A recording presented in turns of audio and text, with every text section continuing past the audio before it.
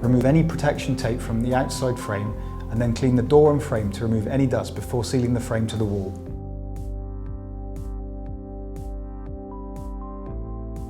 Run masking tape along the edge of the frame to help create a neater finish before running a smooth bead of sealant between the frame and the brickwork. Once sealing is completed, remove the masking tape to reveal a neat finish. Fit the drainage caps.